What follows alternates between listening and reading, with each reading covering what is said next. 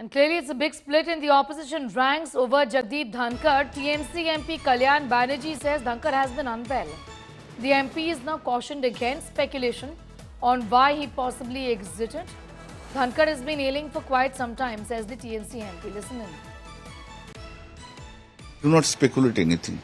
But it is also correct that he was also admitted in the hospital after the last session was held. He is unwell for few months.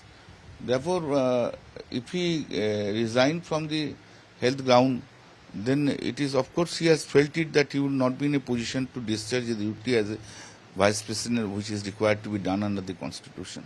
And I don't think he will speak anything which is not correct.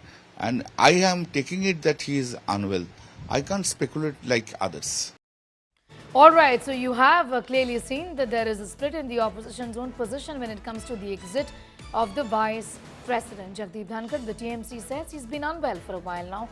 Congress is now saying that if he was unwell, then why not continue in his position as a vice president and then avail the medical benefits that are given to the vice president? Why step down? Why not, in fact, have access to these facilities in his position as the vice president of the country is the argument of the Congress party, which is now saying that this is not possible without the government's snub. This wouldn't have been the case had the government not snubbed him. That's the argument of the Congress party at this point in time, who are saying that the vice president has been snubbed in a meeting that was called. The government had no representation, and that JP Nadda, the leader of the House in Rajya Sabha, had not informed Jagdeep Dhankar.